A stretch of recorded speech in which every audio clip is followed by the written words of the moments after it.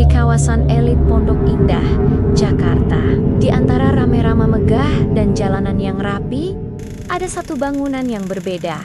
Rumah itu selalu tertutup rapat, gelap, tanpa tanda-tanda kehidupan. Siapapun yang mencoba tinggal di sana tak pernah bertahan lama. Rumah itu dibangun megah di akhir tahun 80-an, 3 lantai dengan desain yang mewah. Namun, keanehan langsung muncul sejak malam pertama ditempati. Pemilik baru mendengar suara langkah kaki di lantai atas, padahal tidak ada seorang pun di sana. Malam berikutnya, terdengar isak tangis perempuan yang panjang dan lirih.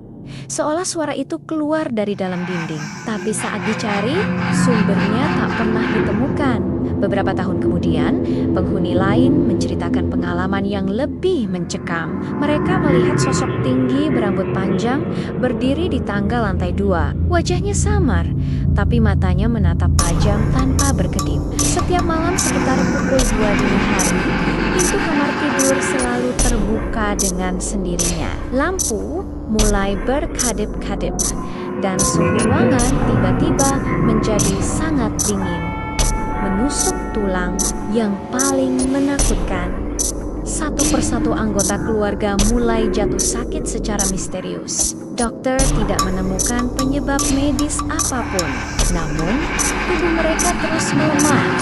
Seolah ada sesuatu yang tak terlihat sedang menguras energi kehidupan mereka sedikit demi sedikit. Akhirnya, mereka pun menyerah dan meninggalkan rumah itu. Dalam beberapa tahun saja, rumah itu sudah berpindah tangan berkali-kali. Namun, polanya selalu sama. Tidak ada yang sanggup bertahan lebih dari beberapa minggu. Ada yang mengaku mengalami kerasukan, ada yang terlibat dalam kecelakaan aneh setelah pindah, dan ada pula yang bersumpah mendengar suara gaib memanggil nama mereka dari kamar kosong. Hingga akhirnya, rumah itu dibiarkan kosong selamanya.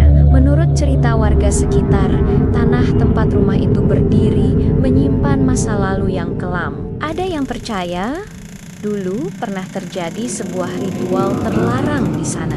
Ada pula yang meyakini rumah itu dibangun tepat di atas jalur lintasan makhluk gaib. Sejak saat itu, tak ada lagi yang berani mendekat, apalagi menempatinya. Sampai hari ini, rumah hantu Pondok Indah itu masih berdiri kokoh dalam kesunyian, gelap dan menakutkan, seolah ia sedang menunggu.